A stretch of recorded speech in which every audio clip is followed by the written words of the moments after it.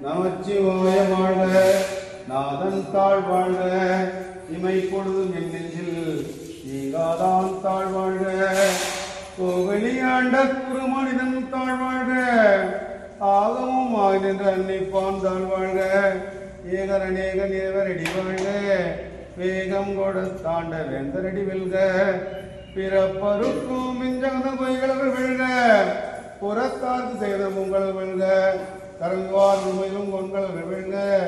சென்னை எண்ணூர் நெடுஞ்சாலையில் உள்ள எர்ணாவூரில் அமைந்துள்ள மிகப் பழமையான சிவவிஷ்ணு ஆலயத்தில் மீனவ தந்தை கே.ஆர். செல்வராஜ்குமார் சமூக நலமடம் சார்பில் இன்று ஆலயத்தில் உள்ள சிவலிங்கத்திற்கும் நந்தி பகவானுக்கும் மடத்தின் நிறுவனர் மீனவ தந்தை அவர்களின் ஏற்பாட்டில் பாலபிஷேகம், விபூதி அபிஷேகம், சந்தன அபிஷேகம், குங்கும அபிஷேகம், தயிர் அபிஷேகம், மாம்பழ அபிஷேகம், பஞ்சாமிர்த அபிஷேகம், மாதுளை பழ அபிஷேகம், இளநீர் அபிஷேகம், பன்னீர் அபிஷேகம் மற்றும் நெய் அபிஷேகம் செய்யப்பட்டது.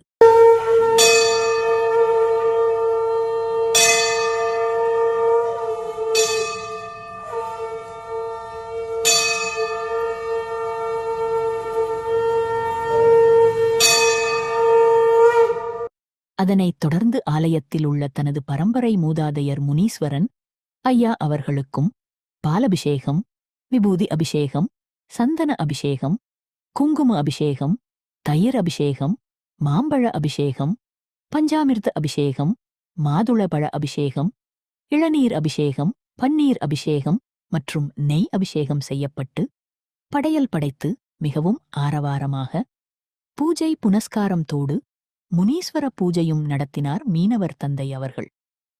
இந்நிகழ்ச்சியில் மடத்தின் செயலாளர் செந்தில்குமார் வடசென்னை யுவராஜ் மற்றும் மீனவ தந்தை கே.ஆர். செல்வராஜ்குமார் சமூக நலமட உறுப்பினர்கள் கலந்து கொண்டு இறைவனின் அருள் பெற்றனர்.